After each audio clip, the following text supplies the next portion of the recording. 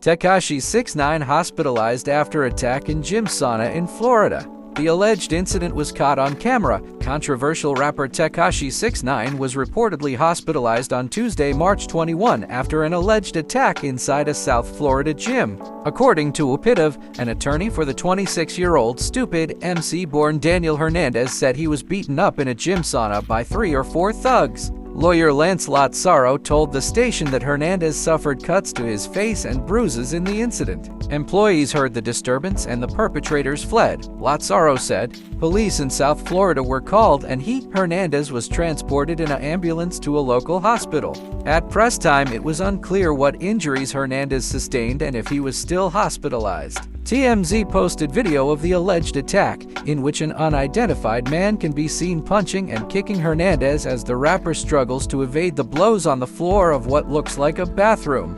Lazzaro told TMZ several men began attacking Hernandez, who did not have any security with him, without warning, with police and EMS responding to the scene before transporting the rapper to an undisclosed hospital. The site posted pictures of Hernandez's swollen, bloodied face and reported that he also suffered injuries to his back, ribs, and jaw. At press time, Lazzaro could not be reached for comment on the incident. In the video, a bald man can be heard saying, "Take a picture, I'm gonna be famous now," as he grabs Hernandez by the hair while another man kicks him. The unidentified person filming the video assures 6ix9ine, saying, "I'm a fan, homie," as the rapper, his face dripping blood, exits the bathroom saying, "Y'all jumped me, man." Speaking to TMZ, Lazzaro said he is working on getting his client some protection given the rapper's legal history. Hernandez was granted early release from federal prison in April 2020 following his arrest and sentencing to 2 years behind bars a year earlier on 9 charges,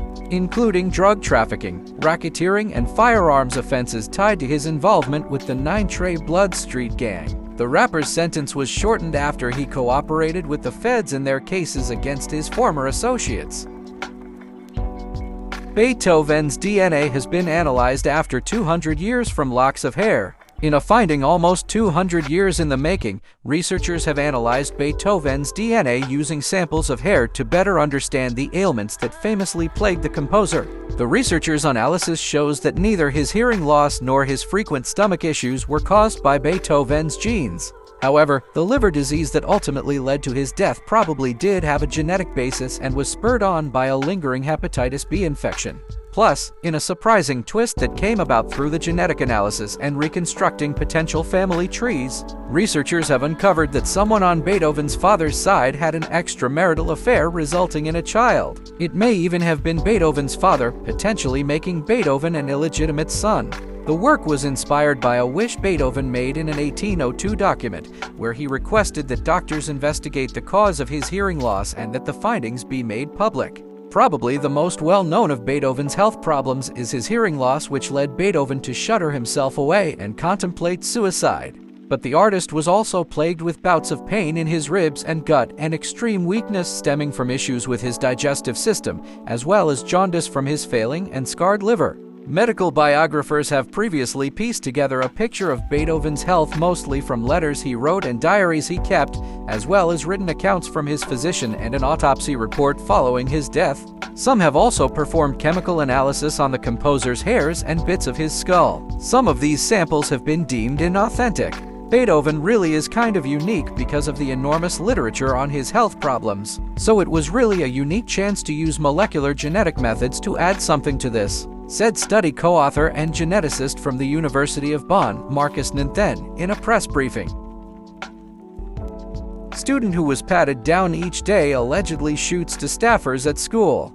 A student who was under a certain agreement to be patted down each day at school allegedly shot and wounded 2 school administrators at East High School in Denver, authorities said. The suspect, 17-year-old Austin Lyle, fled the school after the Wednesday morning shooting, and a search for him is ongoing, Denver police said. The handgun used in the shooting has not been recovered, and police warn the public to not approach Lyle, calling him armed and dangerous. Lyle, who is wanted for attempted homicide, may be driving a 2005 red Volvo XC90 with Colorado license plate BSCW10, police said. Both faculty members are in serious condition, according to the hospital. One underwent surgery and the second was able to speak to authorities, officials said. The suspected shooter was required to be searched at the beginning of each school day, officials said. He allegedly shot the school administrators as they patted him down Wednesday morning in the school's office area, which officials said is away from other students and staff. The suspect's daily searches were part of a safety plan that was a result of previous behavior, officials said, though they did not elaborate on the previous behavior. East High School was placed on lockdown in the wake of the shooting. Denver Public Schools later said it received clearance to start releasing students. Last month, East High School students went to a city council meeting to call for action on school safety and gun violence after a 16-year-old student was fatally shot near the school, according to ABC Denver affiliate KMGH. The superintendent said Wednesday that the school will be closed for the rest of this week and that the building will now have 2 armed officers present through the end of the school year. Denver Mayor Michael Hancock in a statement said removing school resource officers was a mistake and said they should be quickly returned. "We all have to step up as a community and be a part of the solution," he said. Hancock also called on Congress to pass common-sense gun legislation.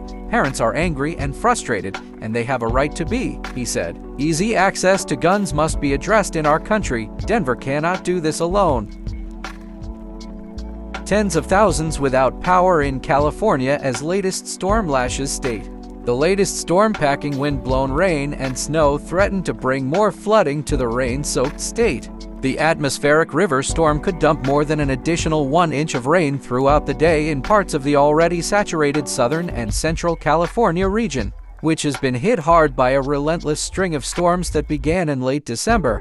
High wind warnings and advisories were in effect from the Mexico border through Los Angeles and up into the San Francisco Bay Area, where gusts of up to 60 miles per hour were forecast for some spots. Much of the region along with parts of Arizona and Nevada were under flood watches and advisories on Wednesday caused by the continued rain and snow melt, the National Weather Service said.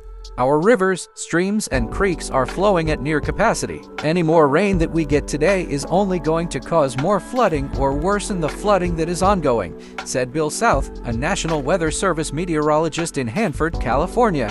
More than 14,000 people statewide were under orders to seek higher ground because of flooding, with evacuation warnings issued for another 47,000 residents. Diana Crofts-Paleo, a spokesperson for the California Office of Emergency Services, said on Tuesday.